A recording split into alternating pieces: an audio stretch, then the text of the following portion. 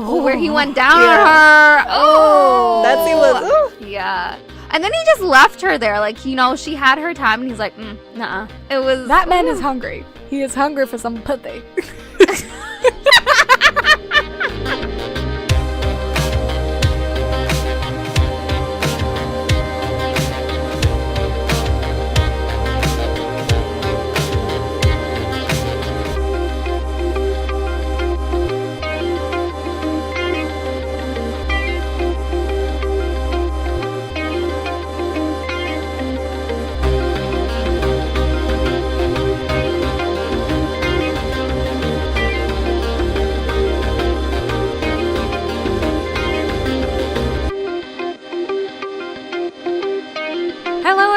Welcome back to another episode of Romancing the Monsters. I'm Em. Hi, I'm S. I'm Steph. And you are officially welcomed to the second part of our Bridgerton review. Whoop, whoop, whoop. Why are we such dorks? Like, I don't even anymore. I don't question We've been recording for like 2 hours at this point, so things will probably get chaotic by the end. When have we not been chaotic the first part, and now probably even this part? Like, we've been chaotic the whole time. Chaotic is our brand. Yeah. It is. We've trademarked it. Chaotic. Yes. So we were going to move into, well, I mean, first of all, if you haven't listened to our first part, it has been posted, so you can go and listen to that first, because or else things are not going to make much sense to you. It was episodes 1 to 4, and yeah, we talked all things Bridgerton and reggae. Obviously. And and butts. Oh my god, guys, we did not even talk about the spoon. Oh yeah. We completely bypassed the spoon licking scene. That was what, episode 3? Yeah. That was a good scene. That was a good... Was it episode 2? It was episode 1. No, it was 2. It was 2. It was 2. It was when they were like doing their attachment No, it was episode 3. Oh. 3. Because I have a little drawing of a spoon and a tongue, so... Yeah, I mean... Well, that was purely for the ladies. That was purely... I just love that the writers were sitting around a table at one point, having a meeting and being like, okay, so we're going to have this scene where it's just a big shot of Reggae's face. Yeah. And he's going to go to town on that spoon. And then we're going to shift around to Daphne and have her reaction. But it was also, like, I was talking about the ladies, like, as in, like, the other women at the place was like they were also watching him. Oh, I mean, I thought you meant us, which I was like, yes. I mean, anyone attracted to reggae, which is like the whole world, yes, that scene was for us. That scene was for me specifically. Yeah. It spoke to my soul and other parts. It spoke yeah, that's what I was going to say. It spoke to certain things. So anyway, I just realized that we completely bypassed that, which is a travesty. Horrific. Exactly. And just thought I would mention it. You did the world a good, Marge. Thank you. Oh, thanks. Thanks. I mean, I feel like it would look really bad on us if we hadn't mentioned that. I scrapped the whole episode. Yeah. There's no part 1 anymore. No, it doesn't exist. It's shameful. Episode 5, which is titled, and I love this, The Duke and I. I know. It was the title of the book, and it is. It's the title of the episode. And actually, Daphne does say The Duke and I a couple of times in the show, and I love every time she does, because it's not like obvious and cringy like it could be. Yeah. It's just actually really sweet and natural, and I just love that. I am like one of those readers that I love like finding out why the book is called that, or like whenever the title is mentioned in the book. And that was the case for the show as well. So like I loved listening every time Daphne said The Duke and I. And the episode, as you said, was titled The Duke and I. So I loved it. Why? Why is it titled The Duke and I? Well, it is the episode that everyone's been waiting for. Wedding bells.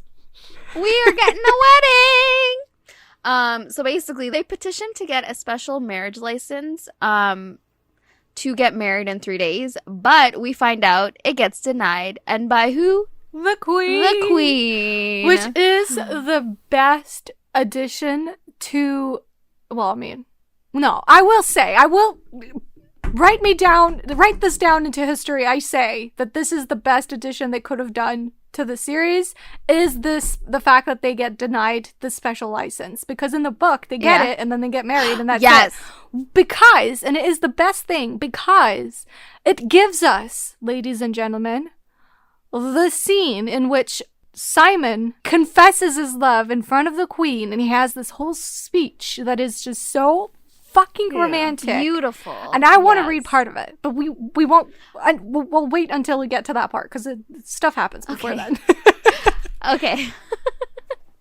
What happens? All I have next is they go to the queen. So I think you need to fill in what happens between the denial. So one thing I wanted to mention is I love how awkward they get when they realize they're going to get married. Like, their whole dynamic shifts.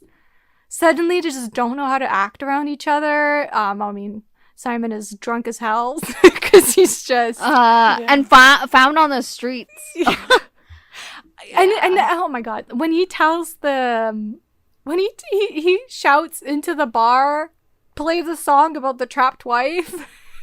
Yeah. I mean, like, that was... It's supposed to be funny, but it's also very telling of how, like, what he thinks is happening here. Whereas Daphne is thinking it's completely different, and she thinks he's mad. Like, she thinks he doesn't want to speak to her anymore because she thinks she trapped him into this, which they kind of trapped each other, let's be real. Like, it was a thing of two people. So I love the awkwardness. I always do.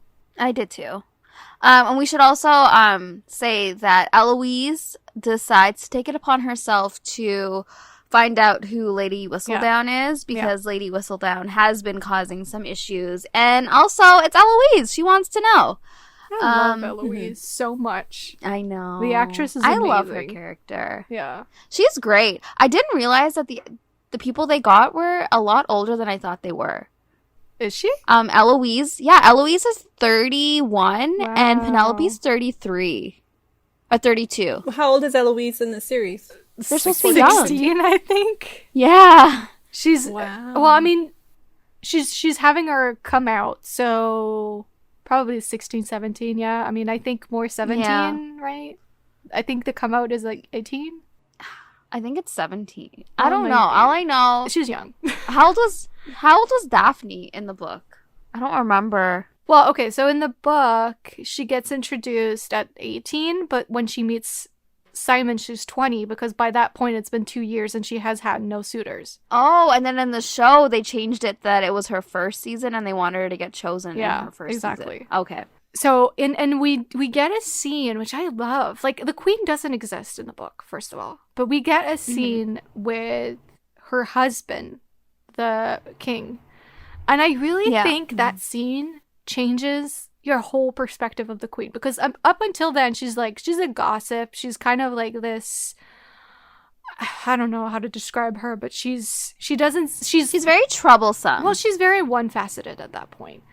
But I do think that scene really shows you that there's a lot more depth to her character. And I really hope that they keep on exploring that, because so essentially we find out that her husband most likely has like Alzheimer or something like that. And he really isn't like he used to be. But it's clear that she loves him, you know, and that's not possible anymore because he just doesn't really remember much, and he thinks that she's a crazy woman. And so that's important because it comes into play when Simon makes his grand confession, which she has like a line that I love how she says it, because it's just full of emotion and stuff.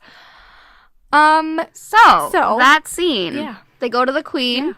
Daphne goes with the intent to lie to the queen to say that they loved each other from the first sight. And it ain't working. So how did Simon, how did he approach the queen? Well, let me pull it up, shall we? Yep. Say the whole speech though. Oh my god. No, not the whole speech. You need to say it with that passion march, that British accent, that deep, gravelly voice. I mean, I can't. Okay. I can't pretend I'm Simon. Like, he just does it so well. Fine. Well, this is going to be underwhelming. I'm kidding. But he says, okay, I'm just going to start halfway down. Okay, so he says, you see, Miss Bridgerton and I have been fooling all of Mayfair for some time. We have fooled them into thinking we are courting when really, all along, we simply enjoyed each other's company so much we could not stay away from each other. And then he says, I have never been a man that much enjoyed flirting or chatting or indeed talking at all, obviously referring to his speech impediment. But with Daphne, Miss Bridgerton, conversation has always been easy, and that's the part that really gets to me, because it's like, it's always been easy with her, which is why we don't really see the speech impediment at all. And then he says, her laughter brings me joy. To meet a beautiful woman is one thing, but to meet your best friend and the most beautiful of women is something entirely apart. And it is with my sincerest apologies, I must say, it took the prince coming along for me to realize I did not want Miss Bridgerton to only be my friend. I wanted her to be my wife. I want her to be my wife. And, oh my God, this is why, and this is just part of it. It's better than that. And obviously, just think of Simon saying it, and it's like, takes it to a whole new level. But this is why I love that they added that the license gets denied, because we wouldn't have gotten this otherwise. So in the book, we don't get a speech like this? No. In the book? No speech? No. I mean, I think he might have one at one point later on, but not. But does he this. say anything similar like that to anyone about Daphne and him? No. Oh, I love that scene. The speaking being easy with Daphne, I do think that's from the book. Okay.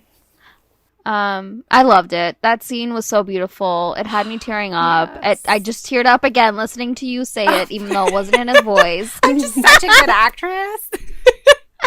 I really pulled through with the emotions here, I think. Academy Award. You did. How did you feel about that, S? I don't know. I just felt like it was really interesting to me. Yeah, no, it was really a good speech. And it was emotional, too. Yeah. For me, I thought it was really interesting that, they took that opportunity to have that speech, but also it was a man saying it in front of a female queen, in front of, a female, I guess, audience. And it's just, he was vulnerable in that sense. You can tell, obviously, yes, he said it because he wanted the license as quick as he could possibly get it, but he meant it. And, there were words that he felt within him, and, he was bearing his soul, I guess, for lack of a better phrase. So I thought it was really interesting that had happened in that situation. But that's another instance where I really feel like they are aware of the period dramas, because the men always have this grand confession, like Mr. Darcy in that gazebo or whatever. But it was private. Yes. Well, yes. But they always have those grand speeches, and now Mr. Simon is, why do I keep saying Mr. Simon? Lord Simon. I don't know. He's not a mister. Your Grace. Your Grace is inscribing himself into this tradition of confessing one's love in a grand way. Yes. And I lived for it. I loved it. I loved it. Hands and down. Daphne is oh my God. But also she's shocked. But she's clearly also wondering if it's true, because she doesn't know it's true. Well, yeah, she doesn't know, because as we talked about, they don't really talk about emotions. They never really got that heavy in terms of their conversation, because up until I think it was episode 3, it was literally just a ruse, and then now all of a sudden they're forced to get married and they're forced to face these situations. Mm-hmm. So yeah, it was really interesting. Yeah. And so we get to the scene that S wants to talk about, which is the scene. Well, so they get married first. Let's talk about the fact that they get married, because Violet actually, weirdly enough, Violet waits after the wedding to tell Daphne. But that's how they usually do it. No, they usually do it the night before. No, it's usually when she's... It's always the night before, and in the book it is the night before. Oh. Well, I don't know. Is it the same in the book or no? The awkwardness, it's even more awkward in the book. I'm honestly, this is I wish they had taken this scene from the book word for word, because it is so funny how Violet is struggling. She doesn't know what to say or how to say it, and like she's really awkward about it, and Daphne is all confused and like she doesn't understand what's going on.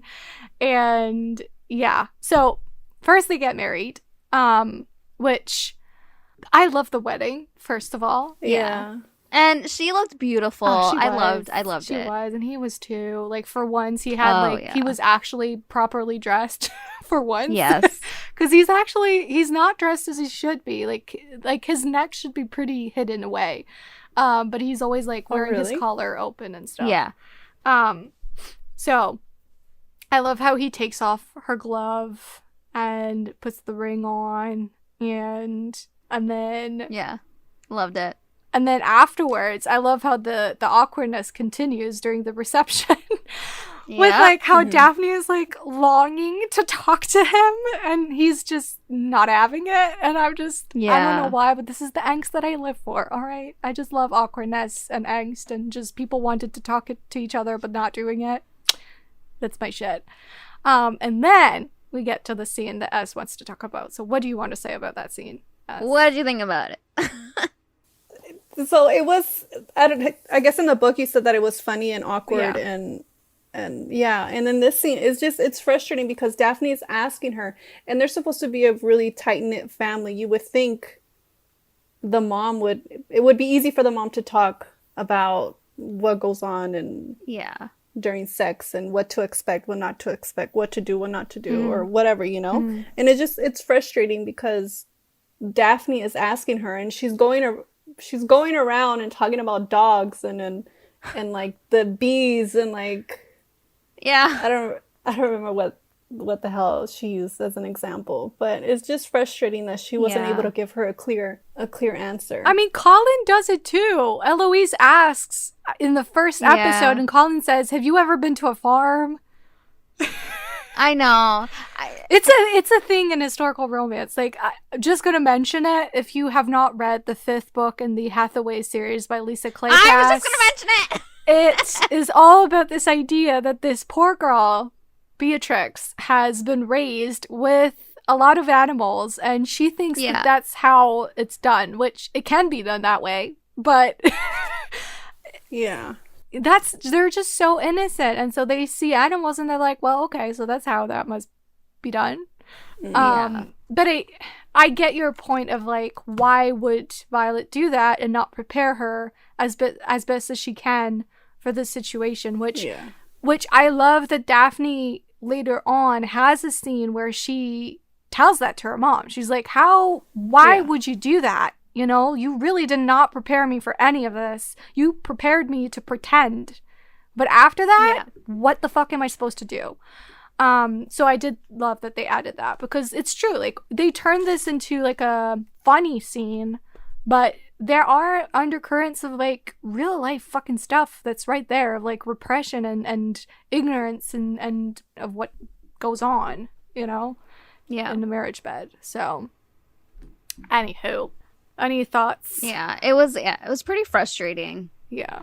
And I don't know, like I remember watching it and like I was laughing and it brought me back to Beatrix in Lisa Kleypas's Hathaway series. But like it was just disheartening because we know Daphne's going into this marriage very unaware of what's coming. Pun intended. And it's just I feel like that's your best one up to this day. Unaware of what's coming. Like, yes. Love it. Now I don't even remember what I was gonna say. But yeah, I agree with you, S. It was very frustrating and disheartening, and I honestly, obviously if she was aware of what was to come, again, then we would not have any conflict in this series, basically. But I do think like that's probably a very real thing. You know, women are not supposed to talk about these things anyway. And so I think it's kind of a realistic thing in the sense that if women are kept so ignorant, then it would probably in some cases lead to them hurting people because they just don't know what things are or like how it works. So And, like, as close as the Bridgertons are, I feel like this is still a conversation that, like, isn't something. Like, it's not done. It's not proper to have this conversation. Especially, like, when Colin was making his comment about the stick, when Eloise came bursting in asking how does one become a child? Like, it's still, like, it's very taboo to talk about, especially, like, in public, but also behind closed doors. It's not something that's practiced. It's not something that's, like, rehearsed. And, like, obviously Violet, she's experienced it. She's had, like, how many kids? So she knows how it works, sorry. And, I don't know. It's just, she could have chose to educate her daughter about, you know, what was going on and what will happen. Mm-hmm. But again, it's not something she has practice with talking about. So it's a tough one. And it essentially ends with Violet saying, like, or I guess Daphne realizing, like, oh, okay, so sex is what leads to babies. Like, she's that ignorant that she didn't know that. Yeah. What we do get, however, is the scene in the inn after the wedding, in which we get I burn for you. But tell me how, if any man said this to me in today's age, with a straight face, I would have burst out laughing. But for some reason, it works with the British accent. It works, like, in this time period. I can't imagine a man of today being that work. He did. I'm telling you, I love it. But, like, I just can't see, like, a man from today's age, you know, saying that. Like, they're not as, like, eloquent with their words, I would say. I love how she's like, oh, you're flushed. Like, she's like, oh, you're flushed. Like, why are you angry? And he's like, I'm not fucking angry. I'm like, I want you. Ugh. I love that. I love how she says it too. In return, she's like, I burn for you. And then fireworks! Yeah. I get it on. Of the metaphorical sense. We get our first sex scene, which is pretty intense. Very beautiful, like beautifully shot too. Yeah. And then as they're having sex, Simon is like, did you touch yourself? And what did you think about? And I die. Yeah, it was pretty good. I rewinded that too. Is it the same in the book? Their first sex Not scene? At all. Was it at the inn? And I can't even remember if they even have sex in the inn. I think they do stuff in the inn, but they might not have, like, they might not go all the way. I actually don't remember. But no, there's definitely no I burn for you, nor did you think about me when you touched yourself. That is not in the book. And it's a great addition, I have to say. Yeah. And then he takes her hand and he's like, show me. And she's like, I can't. And then he makes her show him. And I'm just like, bless. Bless. But Simon, you know, obviously he's, I have a name for him. He's Simon, master of the pull-out maneuver, Bassett, Duke of Hastings. Yeah. Yes. That man pulls out like it's his pull-out game be job. strong. It has to be. I mean, they had condoms and things like that back in the day. It was made out of intestines. Intestines, yeah. Ew. Nobody wants that inside them. No one. Plus, like, I find it hard to believe that wouldn't rip. So, I mean, intestines, they're pretty strong, sure, but like, who the fuck wants that inside of them? I know. I'm just saying. No, thank you. I'm getting a little curious, and I kind of want to Google intestine condoms. No. Search up condoms from the 1800s. I mean, there were like several contraception methods, but yeah. But the pullout was definitely the fan favorite. Also, like something like jumping 10 times after sex or something to make it come come out. As if. I know, right? Anyways. What did you guys think about, so in this episode, we not only got Daphne and Simon, we also got, Marina and, what's Miss Featherington's name again? Portia. The mom? Portia. Portia. We get Marina and Portia, like Portia trying to find a man for Marina before she shows, so that she can get married off and all of that. So how did you feel about the whole idea of trapping Colin? Like, her plan was to seduce Colin and pretend the baby was his, thus forcing him to marry her. Penelope obviously overhears, and obviously she's angry on Colin's behalf. But yeah. I mean, I hated it, but I loved it. Like, you know what I mean? Like, I loved the drama, but I hated it for Colin. But, like, I'm fine that it's in the show just because it causes drama, and I'm here for that. So, yeah. But it was so hard because Marina goes through so much in this first season of, like... Yeah, she does. She's pregnant, and then she thinks George will write to her, and then he doesn't, and then there's this fake letter that makes her think that he hated her or, like, didn't want her, which Portia wrote, and then Portia is trying to force old ass men onto her, and like, who was checking her teeth. Oh god, that scene. And then the father is just sitting there, like, not even caring that this poor woman is being sold off like she's cattle. Did you guys, like, when Marina first showed up, I noticed, I don't know, maybe it's just me, but I noticed the dad looking at her like a certain way. Yeah, I thought there was something there too, and I was like, yeah, I don't know if I like kinda this. like leering, but they never obviously explored that. The dad is supposed to be dead in the book. Oh, is he really? Yeah. Well, I mean, at the end... He does die. Which leads me to believe that the people that are supposed to be dead or that die eventually will die or be dead eventually. Yeah. I think they're being very, like, respectful of the story in the books. Yeah.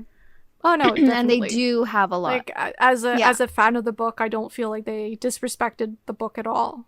It seems to me like they are following along. They're just adding to it. You know, they're just pulling every little detail that they could. Yeah. And expanding on that, because if you're gonna have the main plot of the love interest, like the love story being determined and pretty set as far as like the books, because you have to follow that because of the books. I think it's fun that they're expanding on everything else, because that's where the surprises are. Like, you don't know. Even I didn't know what was going to happen to Marina. I mean, I kind of know what was going to happen to Marina, but like, they definitely added stuff that I was excited about because it was new to me too. How did you feel about the whole trying to trap Colin into marriage? Oh, well, I mean, I hated it. Yeah. But like, again, like, I understand Marina's situation in a way. Yeah. Which I kind of want to talk about. I think it's in episode 7, like the conversation that she had with Colin.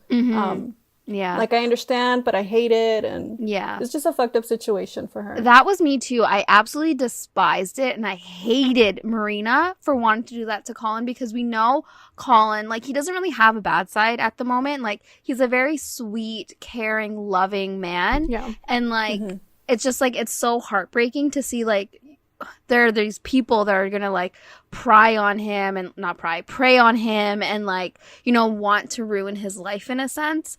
But like, I understand Marina. Like, she literally has no other option at all.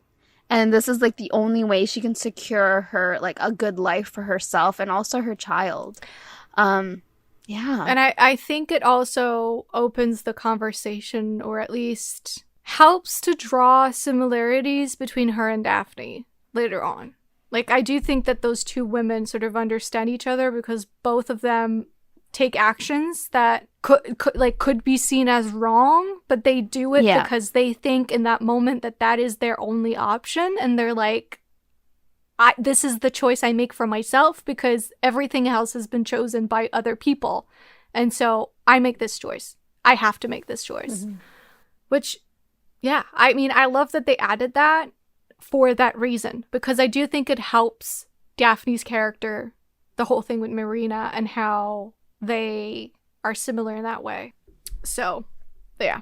And the episode finishes with Daphne and Simon arriving at Cliveden, which is the biggest fucking mansion castle I've ever fucking seen. I was not expecting that. Yeah, it was massive. But again, the Duke is literally the highest, right? Like after I the know, Queen. but that's the thing. Like in historical romance, they always talk about the houses and stuff, and I can never picture them. I'm always like, how big is this? And this was like, I was like, whoa, okay, so this is what they mean. Like this is huge. Yeah. This is a castle. Yep. Listen, Simon has it all, okay? He does. He got the freaking house. He got it all. He got it all. He's got the face. He's got the bod, the butt. He's got the charm. He's got the dick. He's got the,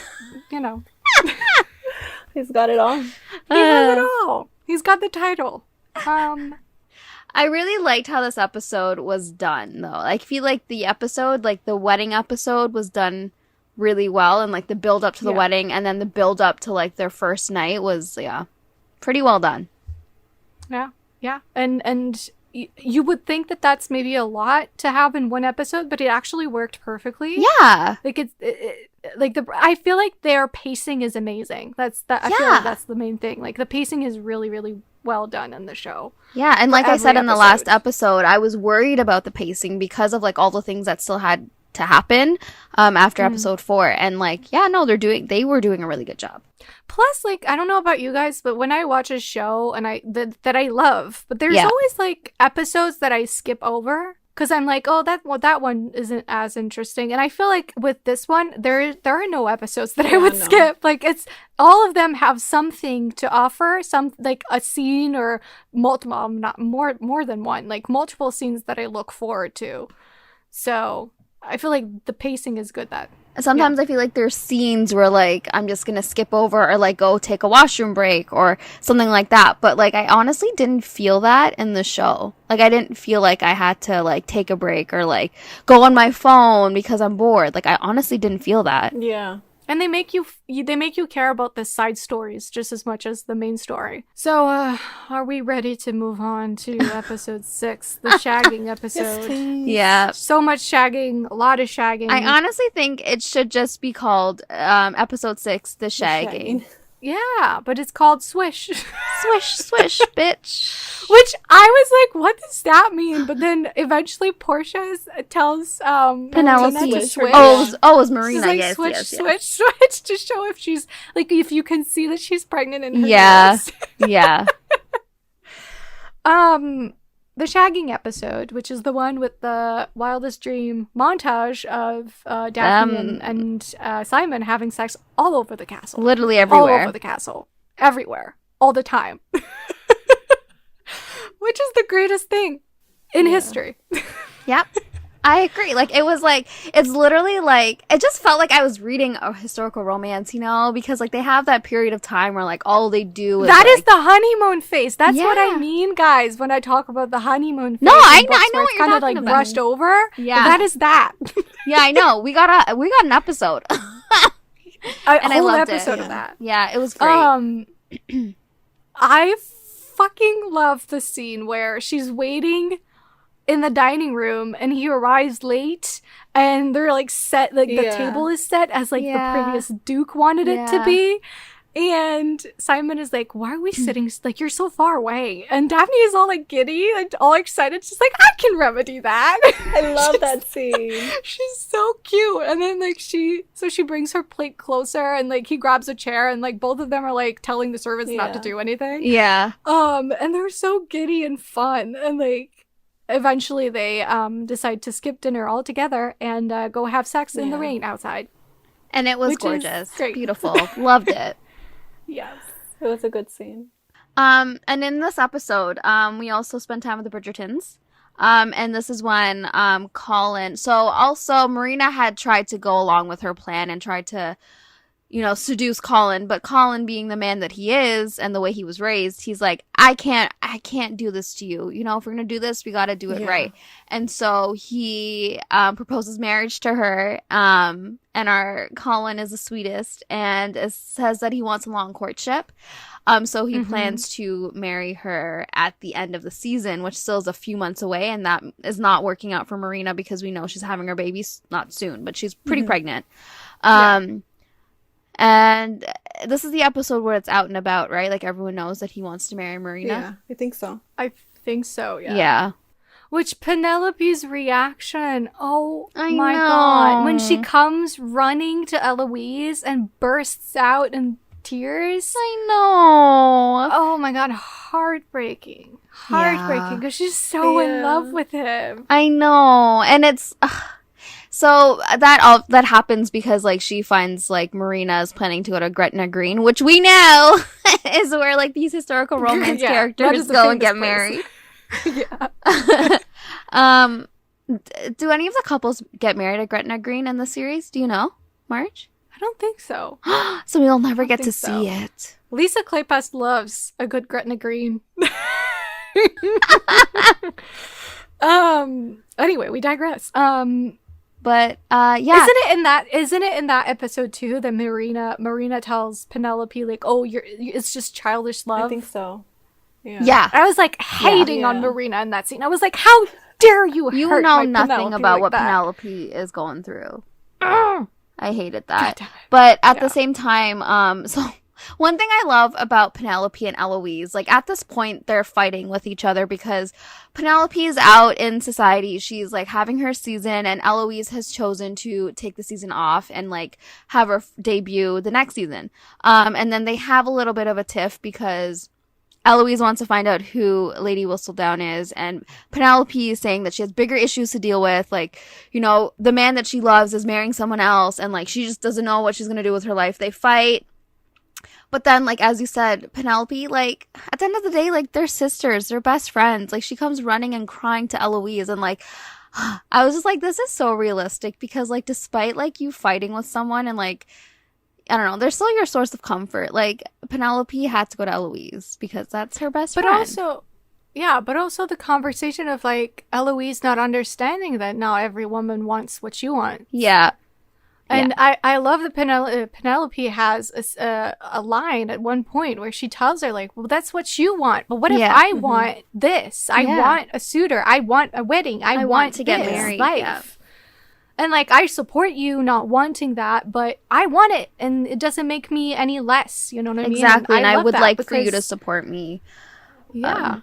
Yeah. No, I loved the conversations this show brought up, I think. Yeah. Yeah, especially the conversations that Eloise had with Benedict as well on the swing. Yeah, I loved their relationship. Yes. And that's new. That is not from the books. Really?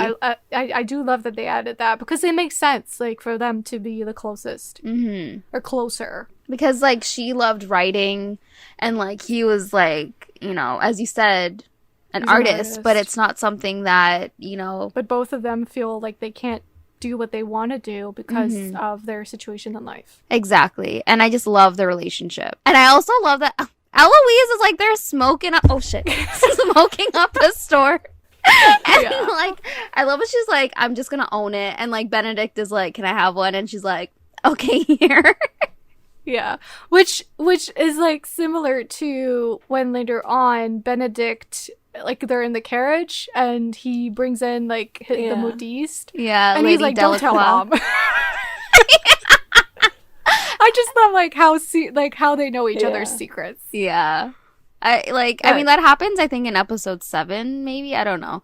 But I just, like, I thought it was really interesting that situation happened with, like, Eloise there. Like, him picking up his, you know, the woman he's sleeping with. Yeah. In front of his sister, like, a lady. I thought that was really interesting. Plus, I think Eloise starts working for the queen. Yeah. Right? That also happens. Yeah. I just love Eloise's, like, facial expression all the time. Like, she's always on point with the awkwardness. Yes. And, like, the queen wants to talk to me. Like, I know. She is so amazing. Cute. I love Eloise. Hands down, I think my favorite character. Love her. I mean, I love all of them. Like, this is the thing. Like, they made me like all the characters, even the ones that weren't favorites. Like Benedict, for example. I don't like Benedict. He's the least my least favorite. But really? The show made me like him. Yeah. He's fun in the show. His smile, like his crooked. He's adorable. Smirk. Amazing. Adorable. Love it. Like I said, though, the show made me like Daphne, and that's amazing because I mean, I already liked Daphne, but I definitely think that the show really fleshed out her character even some like more. Yes, and did a good job of highlighting the problems. Yeah. Which, speaking of which, this is also the episode with that scene, the controversial scene. Right. Yes. So how do we get there? Okay. Is that the scene that you had an issue with in the book? Yes. Yeah. So basically what happens is Daphne's still very much unaware. Let me grab a drink first. I'm gonna need it for this. And like I knew it was happening this episode because of like the way it was building up, and I was like, oh shit. So they're doing it. They're still doing it. Okay. So Daphne, as I said, is still very much unaware of like the acts of sex, like what happens, and like doesn't know that like he pulls out not to, come inside her and create a baby. But she does like start finding it odd that like he's been pulling out, because she finds like a handkerchief that has, his sperm, his release, as you say, on the napkin. Because they do it on the desk. Yes, when they do it on the desk. And like it's like she's starting to think about it, and then she like even asks him, I think earlier on, like she thinks it hurts him to be inside her, so he pulls out because it hurts him. And like he's like, no, like that's not true. Like it feels so good to be inside you. As good as it does for you. Yeah. And then finally she finds out the housekeeper. She tells her the history of the house and like the Hastings line and how awful Simon's dad was. And then she even says, strong seed is needed to quicken in the womb. Yeah, because Simon's father was obviously blaming the mom because so in the book they don't say that at all actually in the show. But in the book, the mother had several miscarriages plus 2 stillbirths. So that's so sad. So I guess what they were going for is that obviously the father blames her for this, but what the housekeeper says is like the seed has to be strong. Yeah. And then that's when Daphne kind of clues in, and then she has a talk with Rose again, and Rose finally, without like any like metaphor or like allegory, she tells Daphne how it works, like how sex works. Yeah, and Daphne says, no lies, no shame, tell me how it works, please. Yeah. And I think by that point she's so sick and tired of being lied to by everyone and like people evading the subject. She's like, no, tell me how it is, like straight up. So what happens? What does that lead to, guys? Well, okay. So Daphne figures out that the reason why she can't get pregnant is because he keeps pulling out, and in order for her to get pregnant, she needs the seed. And so she's mad because she just realized that he's been lying to her this whole time, because he said he couldn't have kids and not that he didn't want kids. Yeah. And also because it feels like a violation of trust, because it's a betrayal. Yeah. It is. In her eyes, it is, because she thought that he was telling her things like it was. Like she thought she says so. You were the person I trusted the most in the world. Yeah. And I think part of it is because he had sort of become her teacher in some ways. But this talk does not happen until after the situation. Yeah, but we know that. We know she feels that way. Yeah, well, we know that. And so she's mad. And she goes to the room very angry. And, she decides to test out, the theory that she has. And she holds him down as... does she, though? Hold on. Let me talk about it. So she holds him down. She, though? Can you listen? I don't like the words you're using here.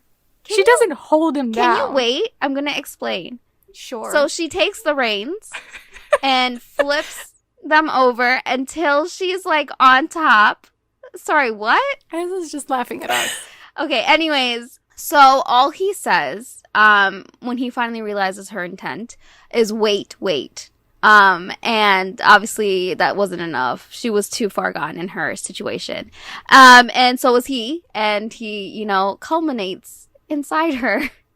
And then that's when they had the discussion about, you know, the truth, like what that he was withholding from her. And it happened a bit differently in the book, I think. Oh, a lot differently. So tell me how it happens in the book. It's definitely tamer. Yeah, it's a lot tamer. Show. Yeah. They make it obvious that she is not holding him down. She's on top. That's a thing. But he could have overpowered her at any point. He could have. Yeah, and he didn't. And he says, wait, but that's it. And he's enjoying himself. He is the initiator in this situation. And it's the same in the book. He's the one who wants sex and initiates it. So how does it happen in the book then? How much worse is it in the book? Okay, so in the book, he's drunk. He comes home. She's mad. And he starts having, like, she says no. And they, like, eventually they start having sex because she wasn't going to have sex with him while drunk. But he wants it. So she's like, okay, fine. And then I think she goes on top. I mean, she has to because she's bearing down on him in the book. Yeah. And he says he doesn't say anything in the book. He doesn't say no. He doesn't say wait.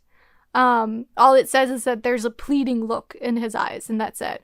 But then afterwards, he also says that he was overcome by his own need, and that stopped him from doing anything. And so he does, like, internally in the book say that he holds responsibility for what happens. Like, he's saying, like, I was really enjoying myself, and so I didn't do anything. So I do think that that's a line that a lot of people overlook in the book. The fact that he himself is reflecting on what happens and says, I was overcome. Okay, I feel like this is going to bring in like another talk that maybe we shouldn't really talk about right now, but I just feel like yes, he enjoyed it in the moment, but it was still something he strongly didn't want. In the book? Are you referring to the book or the show? I think in both situations in general, but his fault was taking advantage of her innocence and naive nature and obviously not telling her the truth about like why he doesn't want kids. Like he said he can't have kids and that was his own fault and that was on purpose. And I'm angry at that situation. But I also feel like how this situation could have went a bit differently in the book and even in the show as well is like maybe having that discussion they had after him coming inside her. You know, when she talked about how angry she was and how he took advantage and like, you know, the trust, like he was the one person she trusted most. That could have happened maybe before like the sexual situation. But again, she came in full of anger. And like, obviously this is the first time she's taken the reins. So Simon was all like, whoa, this is hot. But yeah, I just feel like it's a toughie, what word is that? It was a tough situation. And I felt like the show, the changes they made in terms of like that scene, I liked it a lot more. Like, I definitely think that what needs to be taken into account is the fact that she's kept ignorant, and so she wouldn't know what consent is to begin with. Yeah. She wouldn't know. Like, to her, a married couple has sex, and to her, her one job in life is to have heirs. Yeah. That's her one job. That's her one thing that she can hope for, is to have babies eventually and a family of her own. And so there's that, and she's been lied to. And I think she was really tired of everyone lying to her. First, Daphne, then everyone else. Like, women are not told things the right way. Yeah, and I agree. And she thought that he was the person that was telling her like it was, and then she realizes he wasn't, because it was working in his favor, you know? Yeah. And he never sat down and said, here's the thing. It's not that I can't have kids, it's that I don't want kids. In which case, I do think that if he had said, I don't want kids, she would have been like, okay. Yeah. Because they have. Do you think she would have said okay? I think she would have tried to convince him. She would have said why, and then he would have explained why, and she would have said, well, so you're denying yourself happiness because of this dead man. Yeah. which did happen later on. It does. But it's a valid reason. It's a valid question of like, so you're denying yourself happiness and my happiness because of a dead-ass fucking man that ruined your life. But I think we're jumping ahead here. But for me, that situation aggravated me. I keep saying situation. That conversation aggravated me because, of course, like for Daphne, it just seems like a pointless thing, you know? Like it seems like, you know, he's dead. He doesn't even know what you're doing and what you're not doing. Like it's stupid. It's like her belittling that situation and like that vow he made because like he shaped his whole life, because of that vow. Like he shaped his life around that vow, around what his father did. And it's like his whole life has been that vow. And it's like, I don't know. I just feel like it was problematic. And like, I think their relationship. But she's right when she says, and so your vow to him is more important to you than your vow to me. But I think change doesn't happen overnight. And Daphne, in her innocence, believed that because, you know, certain things happen and like truths were like made known that like, you know, he would change his outlook in life and like change like how he built himself up overnight. And like, I just feel like, I don't know, he was wrong to like use her innocence and like build their marriage on her innocence and her naivety. But I don't know. I just feel like, I mean, here's the thing. Overall, neither of them are right. Exactly. And I don't think that the show paints it as a right thing. It doesn't. I do think that both characters are shown as being wrong and having wronged the other. Mm-hmm. And the thing is, it happens. Yeah. You know what I mean? Yeah, I agree. And people want to hurt other people in return because they've been hurt themselves. Yeah. And relationships are messy. Humans are messy. We make mistakes. And that is an awful one to make. Yeah. I don't know. I think my issue, it comes down to not acknowledging that as, I don't want to use the word like sexual assault because in this case, I guess you could argue it wasn't sexual assault, but it was still like his desires being overlooked.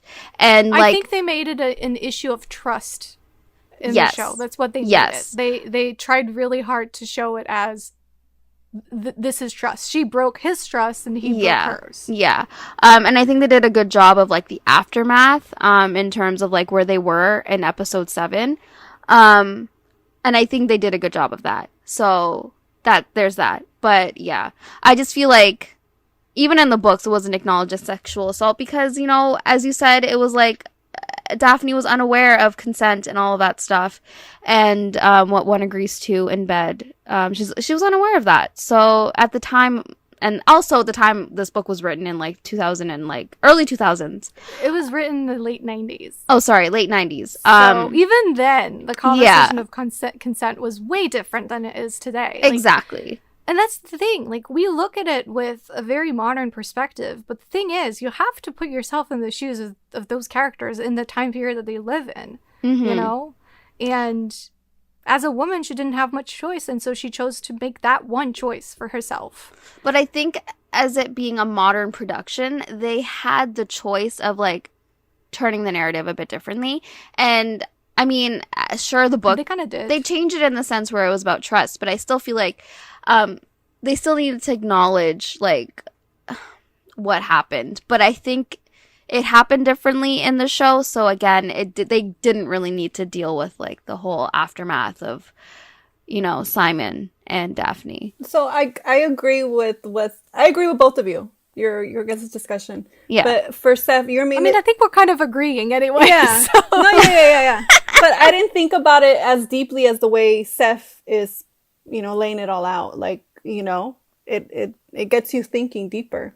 But so your main issue is just the way Daphne went about it with the whole sex situation, her going on top and kind of proving a point to see if whatever Rose told him he could actually. Okay. Yeah. But like, how did you think as like you didn't read the books and like all of a sudden the scene happened? How did you feel watching it? I think my frustration went more towards the mom of not preparing her. I think that was where my main issue is at. Yeah, because it does come down to being uneducated. Yeah. So I understand that of how Marge was saying that it has to do with trust, and that broke the trust with both of them. But I don't fault Simon nor Daphne. I think my issue is mainly with the mom, and with the time with the time period of having all these young women being naive and going into a marriage not knowing what the hell to do, you know? Yeah. It's so, like, awful, but, like, yeah, it's just the way it was back in the day. It's so sad, though. And I think this is where you really see how similar Marina and Daphne are in the choices that they've decided to make for themselves. There's this great voiceover by Julie Andrews, which I will butcher because I'm not Julie Andrews, unfortunately. But I think it's talking about both Daphne and Marina, because at that point both of them have just made those choices, you know, like it's, and pretty sure it's in that episode. And so she says, "All is fair in love and war, but some battles leave no victor. Only a trail of broken hearts that makes us wonder if the price we pay is ever worth the fight. The ones we love have the power to inflict the greatest scars. For what thing is more fragile than the human heart?" Then she goes on to say, "Desperate times may call for desperate measures, but I will wager many will think her actions beyond the pale. Perhaps she thought it was her only option, or perhaps she knows no shame. But I ask you, can the ends ever justify such wretched means?" And so I definitely think that that's about both of them, and about, some will say, well, she had no shame and she was just taking whatever she wanted. And then other people will say, what was she supposed to do? And like in the book, it really emphasizes, like there's a lot of emphasis on how Daphne really thinks, all right, this is my one chance. This is, if I just got pregnant right now, this is my one chance to have a kid. I'm never going to have a kid if this doesn't take. And it doesn't take. And so it's awful in the book, which I think contributes to why she makes that decision. But like, okay, so my take on that is, does she think then, because she's not regarding Simon's feelings in that situation then, like, it's like, does she think at that point the relationship is over and completely, like, there's no hope for them? Well, by that point, I think she thinks he's a stranger to her. Okay, she doesn't know him anymore. Like, to her, that was, she held him in such high regards, and for him to do that, she just suddenly felt like he was a stranger, which she does say when she's talking to Colin later on. She does say, like, you have no idea what it is to marry a stranger and find out their secrets after the fact. Yeah. Yeah. So, and I think she was clearly talking about herself in that moment. About herself. So are we moving on to episode 7? Yeah. Okay, so episode 7 called Oceans Apart. Very fitting. Yeah. What happens in that episode? So we talk about, you know, Simon and Daphne at odds because obviously the trust has been broken between them.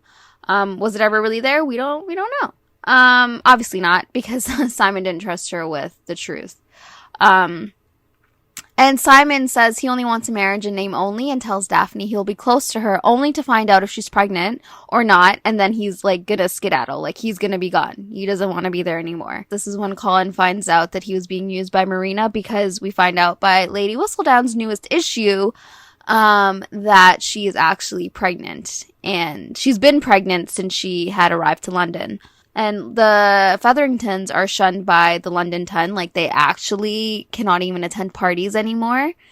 And because Daphne finds out from Lady Whistledown as well that, you know, Colin was planning to get married to Marina, and also Marina being, you know, discovered, she makes her way back to London with Simon. He decides to come with her, and, you know, she agrees with Colin to have Marina over so that Colin could talk with her about, you know, how much she played him.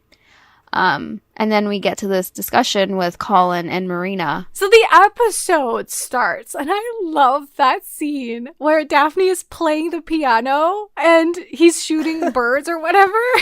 And this battle of wills between them is just so good. Like, the tension, love it. Like, they're both hating on each other and like trying to pester each other, and I loved it. I loved it. It was a good scene. I really enjoyed that scene as well. Yeah. And then she gets the news about the pregnancy, and she's like, all right, so I'm go. Oh, first of all, when they're talking during dinner, and she's like, will you tell the Duke that my things will be taken out of the room? And he's like, no, you won't. I love that. I love that because in the book, that kind of does happen. Like, I think she moved out. Like, she moved to the really? Duchess's room. And he's, like, knocking on her door, like frantically, like, screaming, like, what are you doing? You're not gonna sleep elsewhere because our boy is still in love. You know?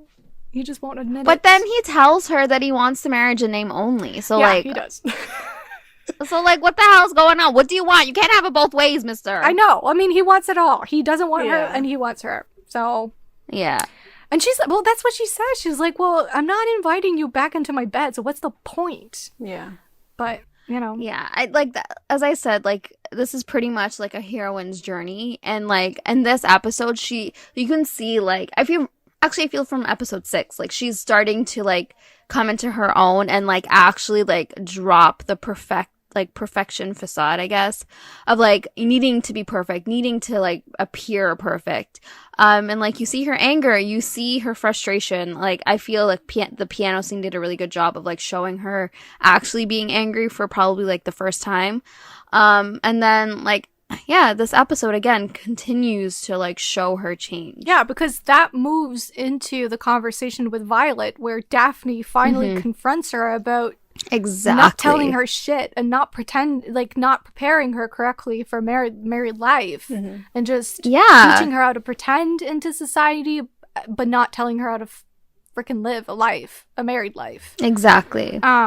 Which was incredibly important, and I'm glad that they added that because I really do think it helps her character and helps, kind of like you said, like, it helps shifting back the perspective, like, why did she do that, and, like, why would someone be, you know, like, why would someone be pushed into doing that? And the part of the reason is, like, Violet didn't say shit, you know, and that's part of the responsibility is on her for that.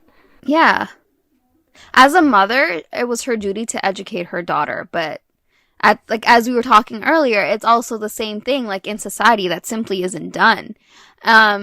But yeah, no, I would say Daphne had a right to be as angry as she was, if not angrier, at her mother, because it caused Daphne heartbreak. It caused her to mistrust her husband. It was awful how Violet dealt with that situation. And I'm happy that Daphne took that moment to put her mother in her place. That conversation then paired with her conversation with Marina afterwards, about making choices and such. So, the conversation between Marina, Colin, and Daphne. What did you think? Well, that whole conversation broke my heart. She ends up saying how she tells them, I did not know better. You may think me a villain, but I did what I thought I must. No one ever truly helped me or guided me in a different direction. I had no clue. And fuck, that scene, I'm just, like, thinking about it. It broke my fucking heart because she didn't know better. And Miss Featherington was just using her.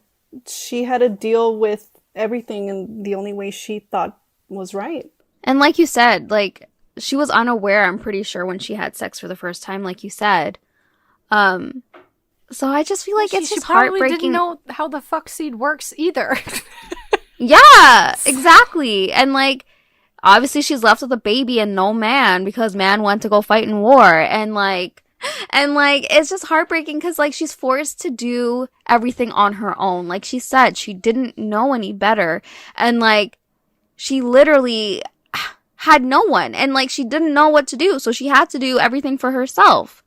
But Colin, being Colin, you know, an amazing man that he is, had, like, he told her straight up. Had she told him the truth, he would have married her without a second thought. Sweetheart. And, like, sweetheart, yes, but it just proves that, like, yes, she's mistrusting of people because obviously the world hasn't been kind to her.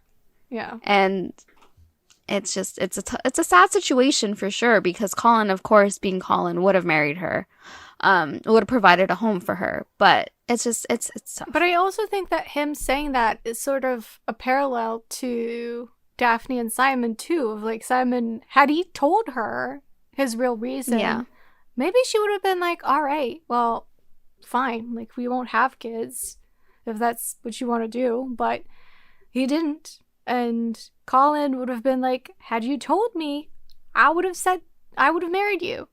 But you chose not to tell me. You chose to lie and use me. And pretend that you know, that you loved me. Again, it was another game of pretend. And it was another breaking of trust. Exactly.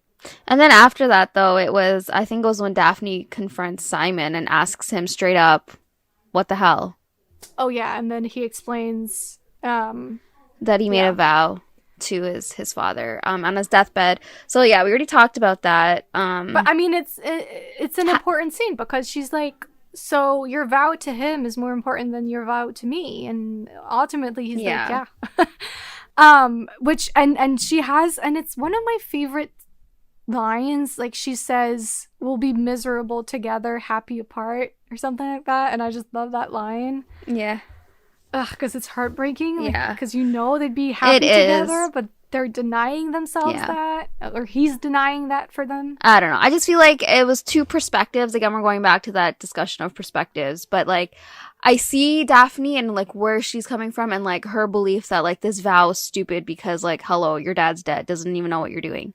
But then I also see his perspective in the sense where, like, yes, he feels the ultimate betrayal because, like, you know, the trust is broken, and, like, yeah, she did things, and, like, all that sort of thing. Like, you know, I see that. And I also see, like, his, like, as I said, like, he shaped his life around his father and, like, his vow. And, like, that's it. Like, that's what he sees. That's what he knows. That's all he knows. And now Daphne is, like, wanting that change to happen right away. And, like, he has no desire to change. Obviously, like, I think that needs to be said. Like, he has no desire to change his mind and to want children, because he doesn't want children. He's made that vow. He's sticking to it.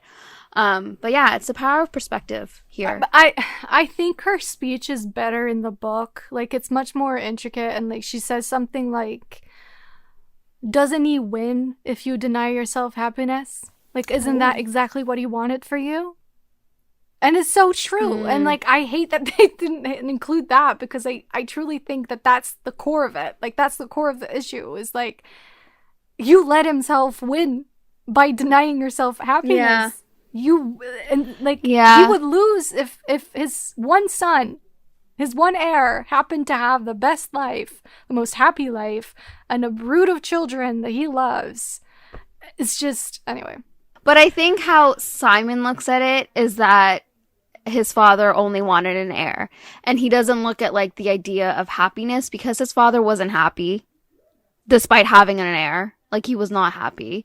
So I don't think happiness came into play there. I think it was literally just, like, the act of having an heir and someone to continue the name. That's where he thought it lied. But, like, how did you interpret that, like, confrontation with Simon and Daphne when he finally reveals as to why he doesn't want children? Well, I mean, I thought finally they're barely, finally having the talk. Like, did you think, like what she said was right? Yeah, like, did it help you see where she was coming from? Of her wanting to have kids? Of her wanting to... Of her not understanding why he's denying himself. Yeah, I see it. Yeah, no, I do see it, and I understand it. And, I mean, it's a fucked up situation. I mean, what could they have done differently? Been more honest, maybe, since the beginning? I think had discussions, like, actually talked to each other as human beings, as adults. It's how their relationship started as friendship, like, they could have built onto that. That could have been a possibility of opening doors, of telling each other of their past, of their struggles, of their fears. But I mean, I don't fault them. I don't think one of them is wrong and the other one, like... Yeah. And so Simon says, like, if you have this baby, then I'll, take care of you as I should, and you'll be compensated as a duchess would be. And if you are not pregnant, then I will go on my merry way and never see you again. But, like, even if she's pregnant, like, how does that, like, it's still gonna be your heir if it's a boy. Like, just, like, own it then. Well, but that's what he says. He's like, I'll take care of you financially, but that's it. Like, I'm not going to be emotionally invested in this. Which is, again, like, he is doing... what his father did to him. Yeah. Can this lead into, like, the conversation that Simon had with Anthony about their discussion of their dads and stuff? Do you guys remember that? And, like, they hit, like, a nerve, like, and they go at it. Both of them, because their fathers are the main thing in their lives. Yeah, for different reasons. Because he had an awful father. Yeah. And Anthony, because he had a great father who he lost and always thought that he needed to live up to. Exactly. And thinks that he won't ever outlive his father. And so both of them, it's like a huge nerve. Yeah. I mean, again, like, they're friends. They like each other. And yet they're both using the one thing that they know will hurt each other because they themselves are hurting. And they're like, I'm going to hurt you in return because I hate this. So, and then they start fighting. Yeah. Very violently. Yeah. Simon, like, his eyebrow got bust up. Like, it was pretty violent. Yeah. And, like, Anthony was shaking with rage. And then we get to one of my favorite scenes again. Just because of how emotional it is. Yeah. The scene when they're at the concert and they're sitting there listening, and then Simon, he grabs her hand. Like, clearly he's trying to send a message, but then Daphne leaves because she feels that her courses have started. Yeah. And you get that in modern day English, her period. Yeah. And you get that scene of her using those, like, hand wipes or whatever. Those, like, whatever it was. Handkerchiefs. And, like, you see the blood and she starts crying. And her mom, so her mom sees her from across and, like, knows something's up. So she goes to their booth, and then she sees her daughter sobbing. And then you get, and it's probably one of the most powerful shots. You get that shot of Simon's face, and the only sound, like, the music cuts out, and the only sound is Daphne's cries over Simon's face. And you see his tears in his eyes. And I really think that he can hear her. I really think that what it's showing is that, like, his only focus is her right now because he can hear her cry, and he's tearing up. And I really think he's tearing up for her, but he's also tearing up for this kid that will never be, and himself. Like, this happiness that they're all denying himself, and they're causing each other hurt so much. Yeah. And even in the book, like, when he realizes she might be pregnant, like, at one point he's like, he actually wants this kid. Like, that's the thing. He actually wants this kid. And then he realizes, like, she's not pregnant anymore, and he's sad. He is sad about it. And so I do think that part of it is, like, he's crying for himself too. Like, he's crying for all of them. Yeah, and I don't know, that scene, as you said, was done really well, and, like, it broke me. It was heartbreaking. Like, I honestly, I don't know why he was crying. Like, I think originally it was because, like, you know, he hears her pain and, like, he's helpless to it. Like, he's helpless to, like, her tears and her sobs, and, like, he realizes that he's the reason why that's happening. I don't think that's what that is. I really think he's crying for her because he knows how much she wanted this. No, and, like, he knows he's the cause. Like, he knows that he won't give her a baby. Yeah. So, because he still hasn't changed his mind at that point, at least in the show. He hasn't changed his mind on that. But also, Marina, she didn't go to the concert. She also had tried to kill her baby. It's crazy how it kind of correlates at the same time. And those two things, happening at the same time, which is just like, oh my god, too much. And then Penelope finds her, like, on the floor. Yeah, I thought she was dead for a minute there. Yeah. I thought so too. I thought she was going to try and commit suicide. That's what I thought too, but then I was like, no, she's probably just trying to kill the baby. But then doesn't that make it more worse? Because, like, now we know how, you know, what happens to her. Yeah. Which is made even worse because she thinks she's rid of the baby. Yeah. And she's not. And so the baby's still in there, still cooking. Yeah. And isn't this also where Sir Philip Cranes. No, that's after. That's episode 8, That's episode 8. That's the last episode. Okay, so episode 8, titled After the Rain. What happens in this episode, Zeph? All right, so... the grand finale. Yes, and what a finale it was. So Daphne and Simon are still not talking, obviously. But they have to host a ball for the end of the season, because they have to show, like, a union front. Colin, so he, doesn't get taken up with the scandal with Marina. But also, they're the Duke, and they need to have a ball at one point. So Daphne had agreed to help Marina find her lover, like her man, George.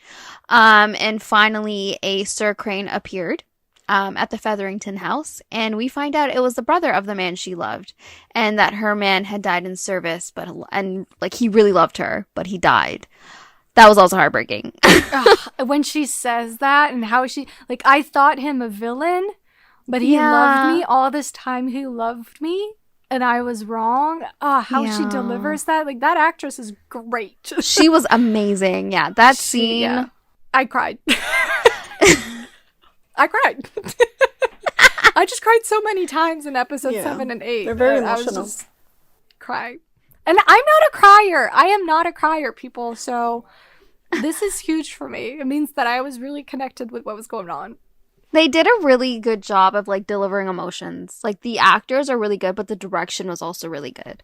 So Sir Philip also decides not to leave, and he offers Marina marriage because she is still very pregnant. Guys, I'm losing it, guys. It's been a while. We've been recording for 4 hours at this point. My voice has died 2 hours ago. My voice is so horsey right now. Same. Anyways, so Sir Philip doesn't leave. He's like, Marina, I offer you my hand. So, and then she's like, nah, I don't want it. And then she leaves and she goes upstairs, and then she finds out she's still pregnant. And then that's when she comes back down and obviously accepts it. But we also see, I can't speak today, guys. She doesn't rewind. I don't think she accepts it that same day. She denies him. She leaves. Same episode, but different day. It's the same episode, but yeah, no. It's once she finds out she's pregnant, he makes his way back, I think, and then. But doesn't she say no again? She says no, and then he leaves, and then she finds out she's pregnant. I'm pretty sure. I guess it might be another day, and then she is forced to accept it. She doesn't want to marry him, but she's forced to accept it. She knows she has no other choice. No one else forces her. She just knows she has no other choice, which is sad. But also Daphne is getting sick of not getting answers from Simon, and she goes searching for them, and she ends up in his dad's old study and finds the letters baby Simon wrote to his dad. And Simon and Daphne are still very much not talking. Yeah. And Daphne is getting ready for this ball that they're hosting at their London house. Mm-hmm. And Eloise is on the verge of making her come out into society. And she has this line which is she says, sister, I suppose I should thank you. And then Daphne says, whatever for. And Eloise says, for being so perfect so that I don't have to be. That is mean and great at the same time. I felt that was kind of mean. I didn't take it. But also, I get it. Mean. No, I didn't take it as mean. I took it as. No, I don't think it is mean. I don't think she meant it as mean, and I don't think it's supposed to be. But I it's kind of also well, shit, Daphne, we know at this point Daphne isn't perfect. Yeah, at this point, we know she's battling with this idea of always pretending to be perfect. So it's also a bit of a blow, but I know that Eloise meant it as you are so great as a person that I don't have to be. Yeah. But, yeah. They have the portrait. That's right. Yeah. Oh. Yeah. They get the portrait, which is an interesting scene because so they're sitting there and Lord Granville is trying to paint them, and he's like, this is not working because Simon they're and so Daphne far away. They're very stoic and still and it's not working. Yeah. And then he's like, oh, can you put your hand on her shoulder? And Simon does. And then they have this moment where they look into each other's eyes. And Lord Granville is like, the picture of devotion. I know. And like everyone else sees it but them. I love the portrait though. It was beautiful. I wonder if it was a real painting. I don't know, but I love the other portraits too, like that we see in the very first episode of like the Bridgertons, the brothers like and sisters. Yeah, I love that too. And I saw on Twitter, the portrait of the boys, is inspired by a real, yeah, exactly, yeah. It's inspired by. It's like literally like the same thing, but like with their clothes and their faces. So Simon goes to this the fight. What will Woodrich? Mondrich. Yeah. And Mondrich is like, I don't know, like he's accepted to lose the game, the match. Sorry, because Mr. Featherington or Lord Featherington. Wow, I can't fucking speak. I'm tired. Lord Featherington is in debt, like a lot of debt, and this man even wagers his own home.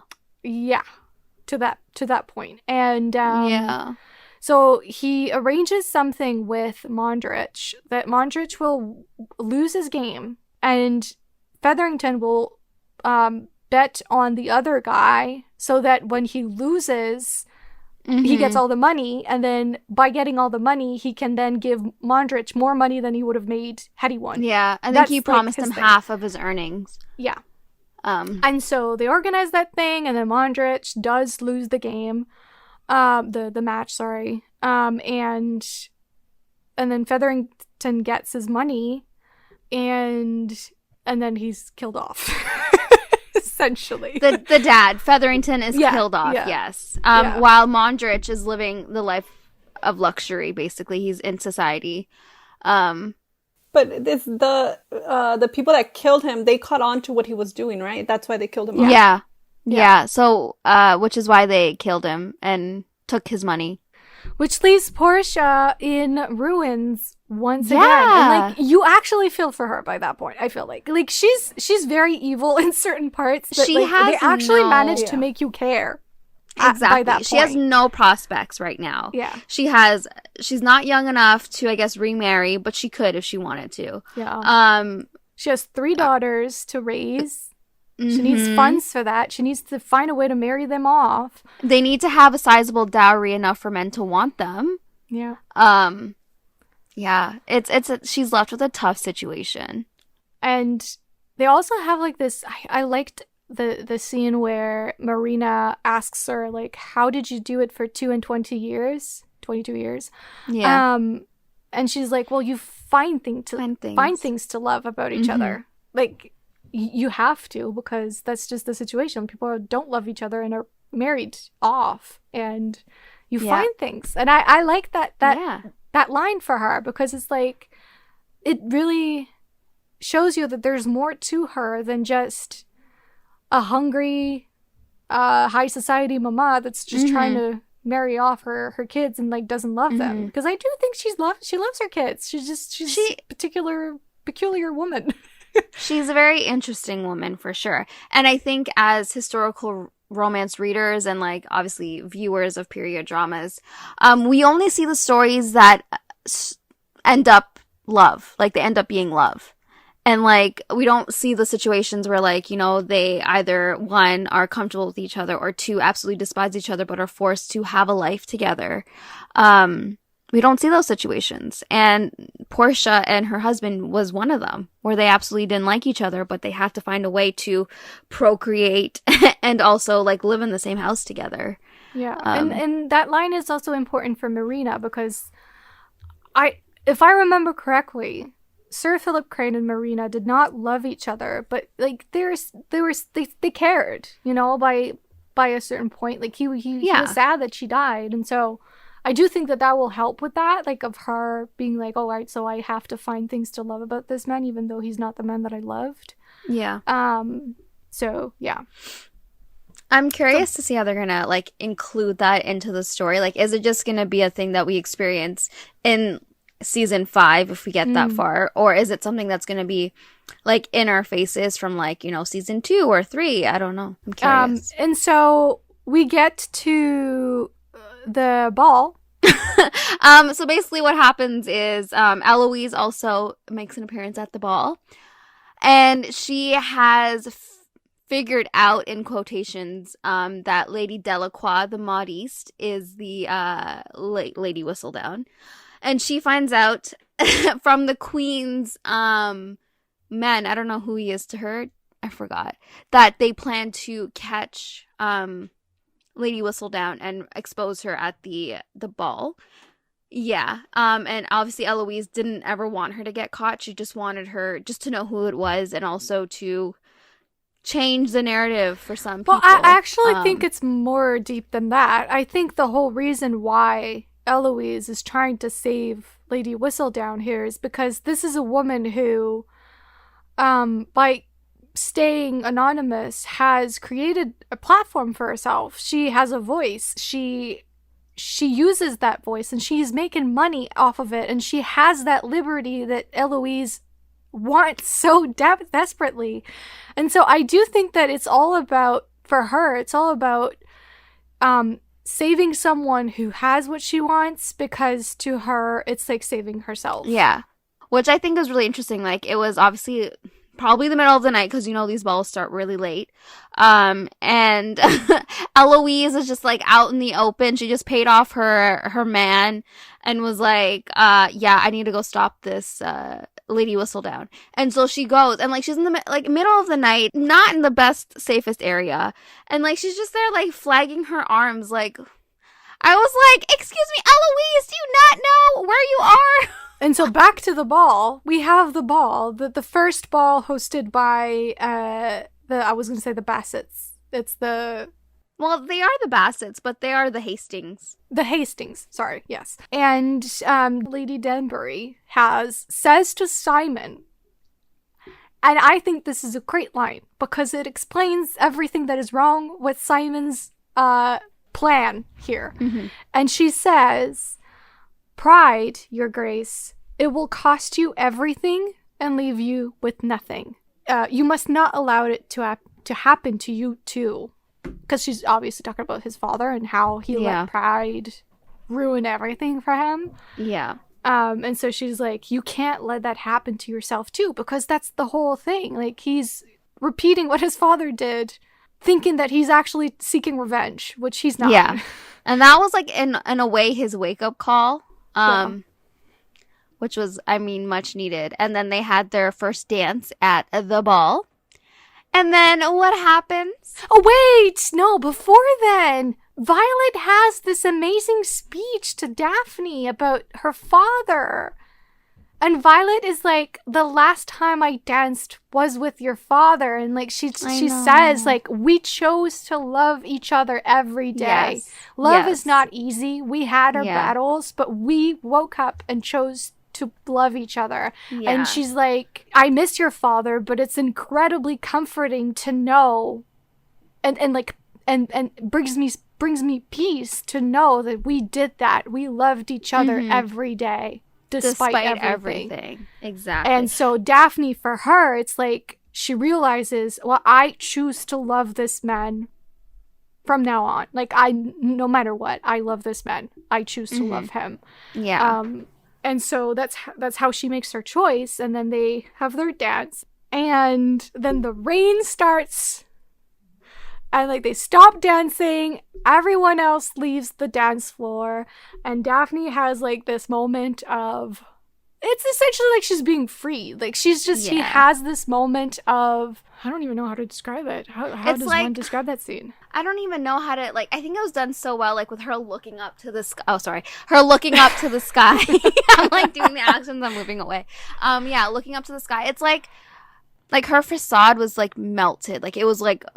With every, like, raindrop that hit her, it sounds corny, but, like, it was melting away. Like, she no longer had to keep that act on.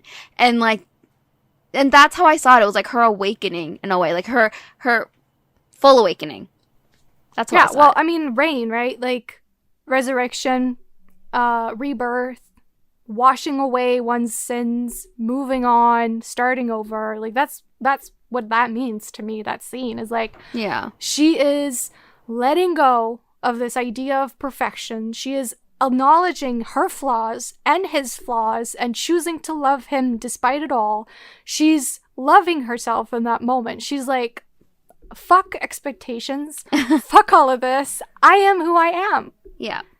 And then she has this speech with Simon, which she's like, I love everything about you. I love all of your scars. I love your flaws. I love everything, even the darkest parts of you. I choose to love them. And I think that's important. And I think that there's more that's said there.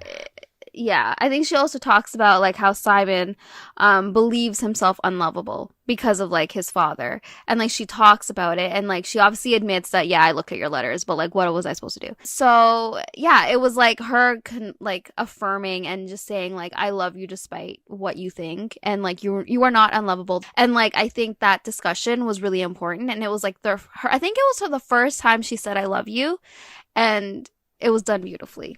Yeah.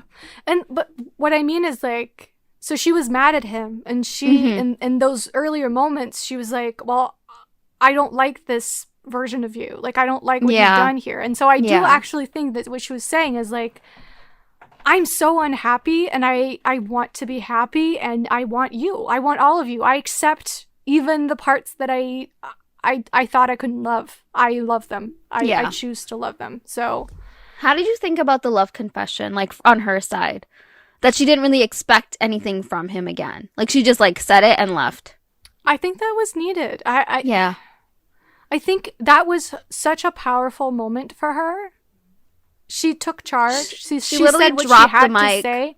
Yeah, and she said, well, find me when you have something to say to me. Yeah.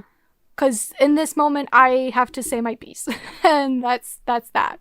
You know, and I love that because it was all about her. Like, even in the rain, they could have had them, like, I don't fucking know, dancing in the rain or whatnot, but the focus is solely on her face of what she's experiencing in that moment, and that's her realization of everything. And so I like that she leaves.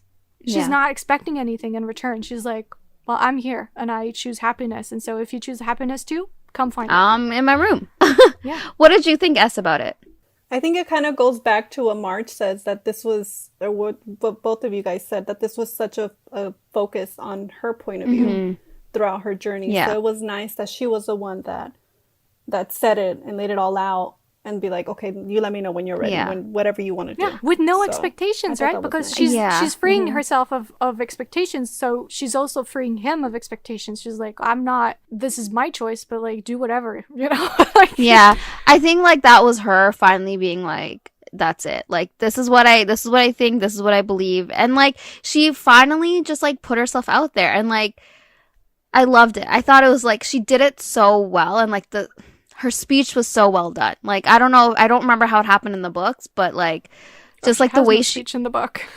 She had no speech? I don't remember. This doesn't happen in the book. The ball thing doesn't happen. Okay. And anyways, so at the end of the ball, Simon was supposed to actually leave and not return. But yeah, so again? Daphne again. Simon is a runner. All right. He's a runner. When something happens, when shit hits the roof and he doesn't want to confront it, he runs. He's like, peace out. But yeah, so Daphne made that confession believing that he was gonna go anyways. Yeah. So yeah, I just thought like, yeah, well done, Daphne. Like, she shed like her fake skin and was like, I'm gonna be real, and I loved it. And she says, I'm tired of pretending I don't love you. Yes. Which I loved. Yeah. And then Simon comes to her later while she's in her room, and he finally confesses that he loves her, but he doesn't know what to do. Yeah, he doesn't know how to be the man she needs. And she's like, we'll figure it out. And then she just tells him that he just needs to stay. Yeah, that's all I need. That's like, all it was I need. just as simple as that. And they'll figure it out. Yeah. Which also leads me to believe that we're probably going to see them again, like in future seasons. That they're probably still going to have storylines of their own because... why wouldn't you? With Reggae's face, like, hello, cash in on that. Having a lot in the show. Like, I'm not gonna complain. No, me either. And like they can continue their story because like they still have a lot more to say. Like romance books tend to end when like the couple is at their happiest, but we know marriage doesn't work like that, and like relationships don't work like that. Like there's always going to be issues, there's always going to be things to overcome, and if they continue their story in season 2, I'm all for it. Yeah, me too. Like I would love for them to keep on having a significant presence in the show. In the books, do you see them? They're present. I mean, because it's romance novels, right? So it's definitely focused on the main two people in a way that this show is much more like it talks about a lot more storylines than that. Yeah. But they are present, like especially in Anthony's story. So, because there's the famous Pommel game, which is the best scene in literature ever. I remember that scene. Okay, we're not talking about Anthony's book. Sorry. Anyways. So basically the story ends. They finally have, proper actual sex. And he comes in inside, and that's important. Exactly. It was consensual. Makes that choice. And she gets pregnant, and they have a baby boy. I love that Simon was there for the delivery of the baby. Of course he was. And then he sees his son and he gets down on his knees. I know. He was just hit by such a wave of love that he just couldn't stand on his own 2 feet anymore. Yeah. Love that. I love that she had her husband on one side and then she had her mother on the other side. And I'm like, ugh, this is so beautifully done. Yeah. And we get just this beautiful shot of Simon looking down at his son, and it's just he's at his happiest in that moment, and he has everything he's wanted, and it's just so beautiful. It's beautiful. Yeah, I cried again. Crying all the tears in this episode, for real. Yeah, I just think they did a really good job. It was historical romance, and the adaptation was so well done, and it complemented the book. I think it did a really good job of telling the story, but also the problematic parts. They did a really good job of making it work in today's society, while not just ignoring it either. Because if they had, then what would be the conflict between them? I think if they had ignored it, I would have been really angry. Because really? And that's coming from someone who hates the scene. Exactly. That's coming from me. Because I feel like it was very monumental for this couple. And I'm talking about the scene where she finds out about, how sex actually works, and then they have sex. Yeah, because I felt like, as I think we talked about it earlier, we feared them actually taking out the scene because of how problematic it was. But it was, as I said, monumental for their story. It caused conflict. But also because problematic scenes make for conversation. It opens conversations that otherwise we wouldn't be having, you know? And yeah, we spoke about this issue at length for I don't even know how long. And not just today. We do, we did before, multiple times. It does... And, this is one scene, but in general, I genuinely think that those types of scenes oftentimes allow you to think about yourself in a different manner and reflect about your own desires, perhaps, or, because I'm thinking, say, rape fantasies. Yeah. Some women have them. Some men, too, probably. And it's well, okay, so there's this scene in the book. Why is it calling to me? Why am I attracted to it, even though I would never want that in my real life? And so I do think that problematic scenes like that kind of do allow you to reflect on certain things that otherwise you wouldn't be really thinking about. You know what I mean? I mean, yeah. And I think you brought up a really important point of consent, and how Daphne and every other girl in that time period was not aware of. And even the author, when writing it, probably wasn't as aware, or as it wasn't as talked about as it is now in 2020. So yeah, I think that also comes into play, and I feel like it brings discussions, like you said, about situations that aren't necessarily consensual.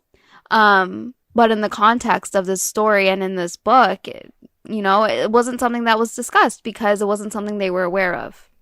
Yeah. And then, just to end this, it does end on the shot of a bee Yes. on the windowsill, which is the biggest tease of season 2, because we all know what the bee means. Maybe S doesn't know what the bee means. You can tell me what the bee means. The bee. Spoiler, but yes. Okay, so Edmund, the Bridgerton father, died of a bee sting.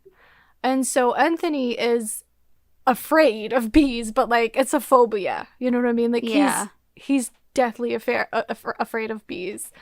And so it means a lot for his story because he's always believed that he couldn't ever, like, his father was the greatest man in the world for him. And so he thinks that he will never outlive his father. And so that's what the reason why he never wanted love was because he never wanted to leave a woman behind that he had loved without her husband. Like his father did to Violet, essentially. And so and obviously in the book, eventually at one point someone gets stung by a bee. And that's the big event that brings Anthony and Kate together. I'm excited. I'm really excited for Anthony's season. I am so excited. But I mean, I guess we should quickly talk about how they wrap up Anthony and Sienna's story, because that's the thing we completely we totally disregarded Sienna and Anthony. Yeah. So I like how they wrap this thing up. I think, even coming from someone who, because, okay, so like I said, Anthony's whole thing is that he never loved anyone because he denied himself love. Here, it kind of made it seem like him and Sienna, was it love? Was it not love? I don't know. Was it comfort? I don't know. That's what I'm thinking. Like, I think they're going to play it as, like, it was just comfortable for him. Plus, like, he wanted her to be someone else. And that's the whole thing between them. She's like, you want me to be someone else, and I don't want to be that person. But was it that he wanted her to be someone else? Because, like, yes, that was one. But, like, also, what was his intention of bringing her to the ball? Because originally he told Sienna, you're going to come to the ball that my sister and her husband are hosting. Because, like, you know, with the backing of the Duke and the Duchess, as well as, like, you know, my family, like, they'll accept you. Society will accept this union. And then, what were your thoughts about that one? It could be just like they make you think that's going to come into play for Anthony, but the truth is going to come into play for Benedict. Wait, what do you mean Benedict? Well, because Benedict's love interest, Sophie, is like a servant. So. Oh, okay. So I don't know. But my thing there, like, what was his intention? I didn't understand what he was doing. I was just like, Anthony, what are you doing? Like, right? She's what were his intentions to this ball? Because was he intending to, like, you know, showcase her and be like, I'll marry her? Or was it just what? What was his purpose? Well, I think that's that was her point too. What was your purpose? Purpose? Like, because at the end of the day, he can't marry her, and she even said it, like, his title comes first. His family comes first. Yeah. They weren't meant to be, and eventually, I mean, I think he realizes that. I think he realizes that he kind of used her as an idea of not being who he is, if that makes sense. Like, he used her as an escape. To get away from, Yeah. And he realizes that, and I think they're done. Like, I really think they're done. It felt to me like the ending of that and the new beginning for Anthony. Plus, like, he says, now I gotta go find my Viscountess. And he's like, I won't involve love into it. Yeah, and that's why he chooses Kate's sister. And I love that Daphne is like, will he learn?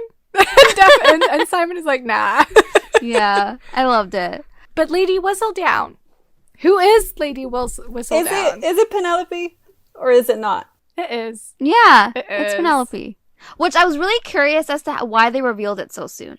Because in the books, you don't know that until her book, which is the 4th one. Yeah. So, but I mean, technically, no one else but us know who it is. Like, the viewers know, but no one else knows. But does that take out the excitement? It does. I really wish they had waited a little bit longer. Me too. For that reveal, because I mean, I guess they have a plan in mind. It's clear to me that these people know what they're doing and they know where it's going, but I'm like, oh, god damn it. Why did they do that? It kind of had me doubting a little bit, though.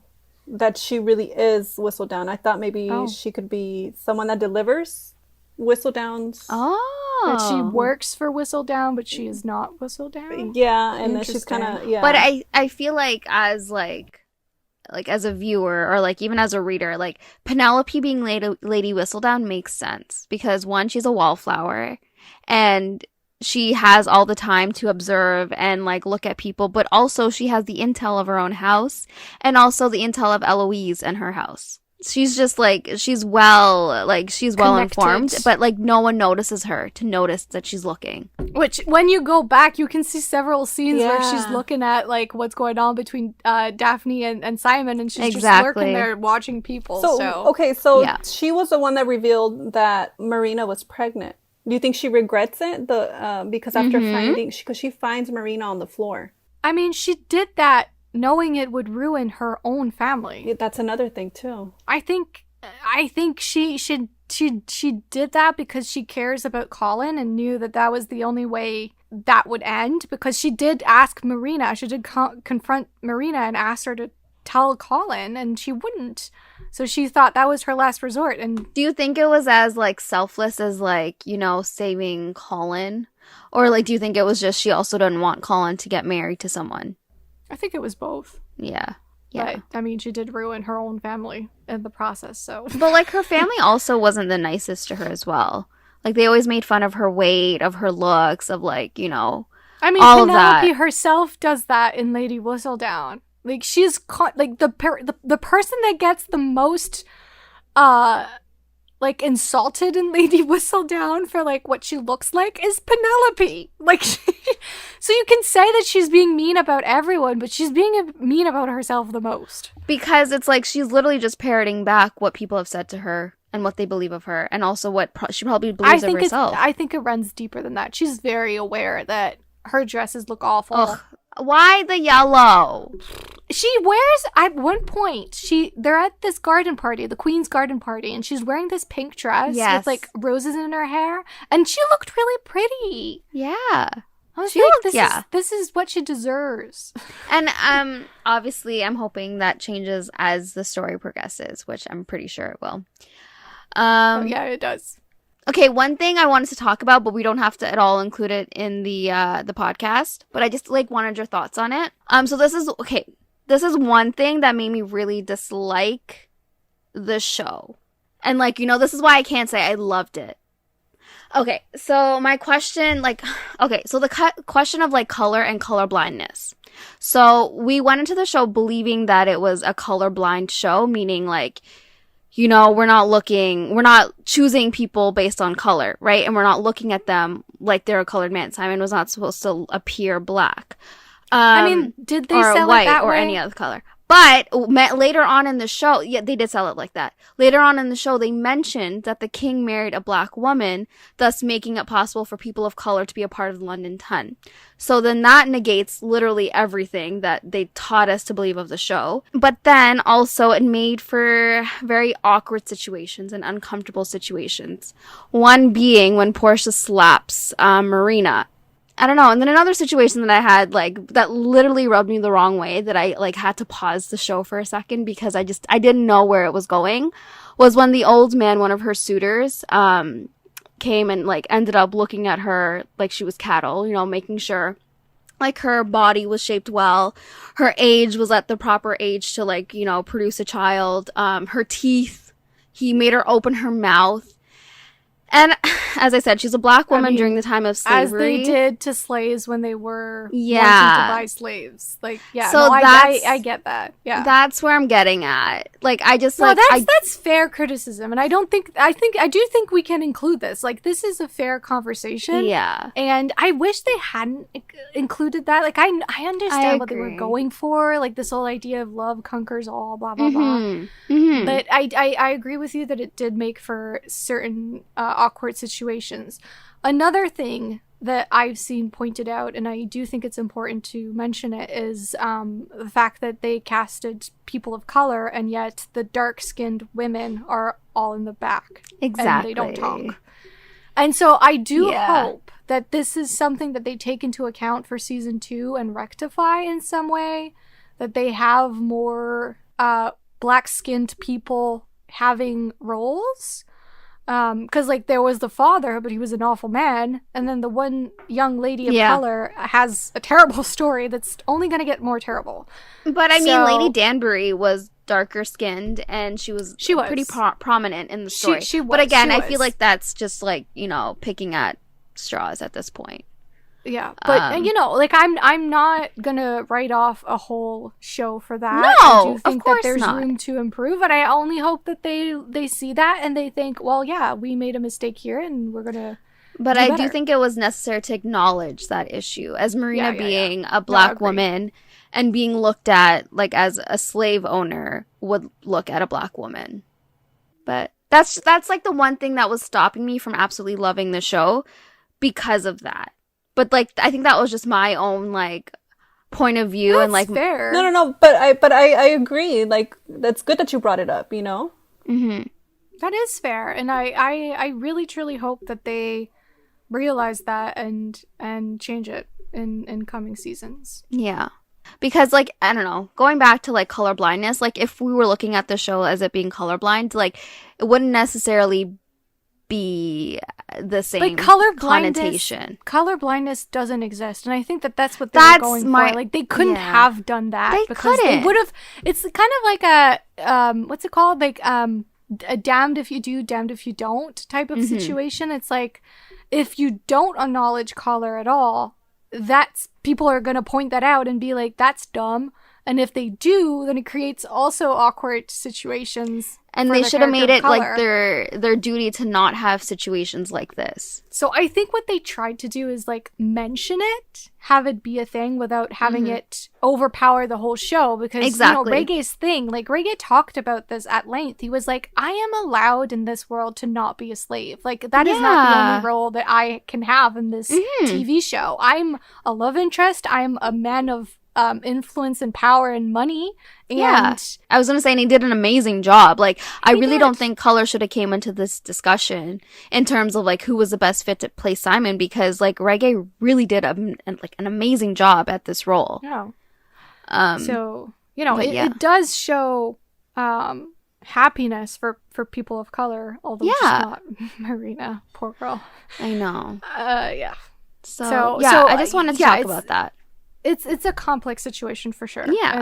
And I think it's worthy of mentioning. And I think they were in a tough situation where they kind of what can you do? You know, and how do you do it? And they kind of did an oopsie. I mean, as a person of color, it was an oopsie. And I don't think it's like hard to look past it, but like at the same time, like you kind of have to enjoy the show. And all in all, I did enjoy the show. I really enjoyed it. I loved it. Love certain parts of it, minus this one. But yeah, it was the one thing I really, really disliked. But yeah, that's it. All right, are we done? I think so. Do we want to end it on that note? Like, let's end it on something more uplifting. What can we say? Beautiful, powerful. We didn't talk about the sex scene on the stairs where he goes down on her. Oh, where he went down on her. Oh, that scene was. Yeah, and then he just left her there. Like, you know, she had her time, and he's like, "Nuh-uh." They legit have a shot from above of his face between her legs, and I was like, "Yes, thank you." I know. It was that man is hungry. He is hungry for some pussy. I mean, he does that a couple of times, and I love that they show that. You know? It's important.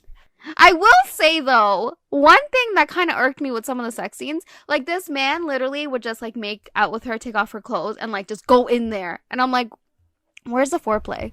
But I do... like, is she ready? Yes, but I also appreciate that they didn't make it look like it lasts hours. It was quick.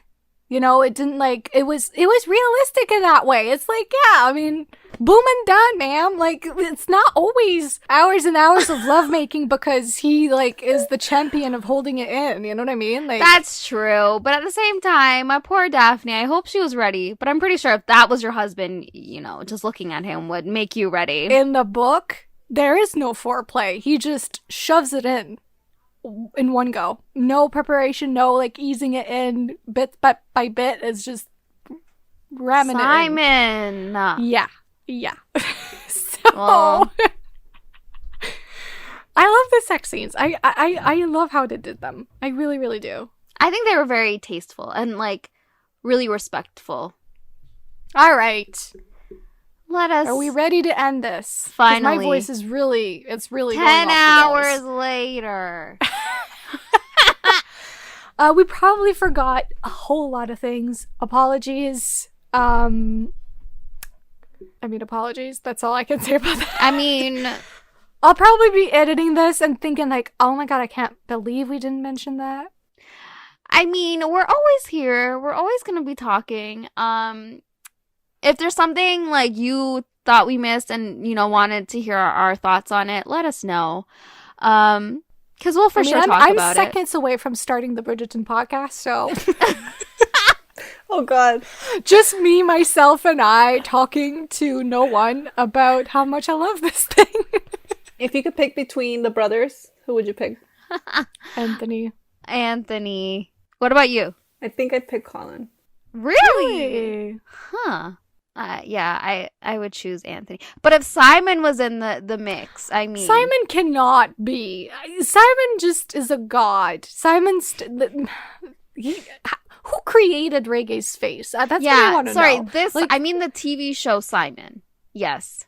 Yeah, like, they really spent a whole lot of time crafting that face, because every single angle, you're just, how does that man exist? How did they not know that this man existed? Is this his first show? It's, like, coming out? No, it's not. He's worked with Shonda Land before. Really? Yeah, on a show called For the People, I think. Oh, yes. I never watched that, though. No, he's not new, but I just didn't know he existed, and I'm mad. On that note, thanks for listening to 2 hours and 30 minutes of us. And if you're still here... Plus the first part thank you. This. Yeah, you're still here. Thanks. I hope we'll see you soon. Our next episode will be our best of 2020 episode. Perhaps we're going to drop some of the books that we're excited for in 2021. I don't know. Maybe we can talk about that too.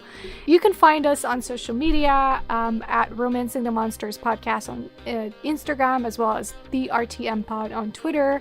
You can also find me at Foes and Lovers on both Twitter and Instagram. You can find me on both Instagram and Twitter at ButThisBook. And you can find me, Seth, on both Instagram and Twitter at Pros with Woes. And you can also mail us. No, I'm kidding. At our P.O. box that we don't have. Or send us like a carrier pigeon. Yeah. I've literally lost it at this point, guys. I'm gone. Okay. Anyways. Bye. Bye. Are we done? Yeah. Yes.